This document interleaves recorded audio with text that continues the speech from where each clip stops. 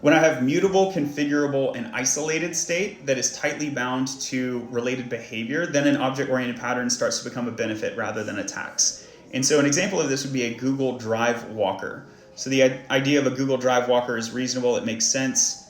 We can expect certain behaviors like the ability to look inside a drive, see files, extract files, and so on. And we can see that there are a number of arguments that would need to be encapsulated here. So a Google Drive URL, I wouldn't want that to be a global, I would pollute. My application wouldn't be able to use and juggle multiple Google Drive URLs, but I have these encapsulated entities. So the Google Drive URL is an argument to the constructor here and it becomes isolated. And now I can pass this thing around.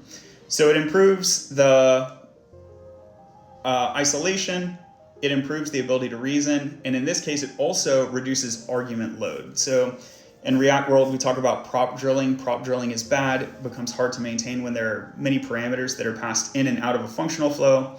But in the case of a drive walker, there's just one class instance that I'm like moving around, and so it becomes a benefit rather than a tax.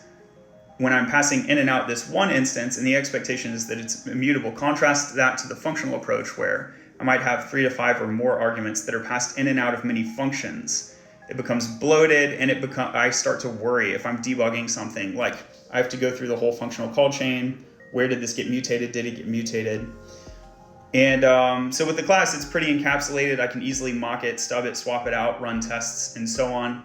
And again, the expectation is that it's mutable. So it's also an expectation setting for developers. If it were immutable, I probably wouldn't want an ordinary class. I might want like a frozen data class in Python or some kind of sealed object in JavaScript world. So some of this depends on the language.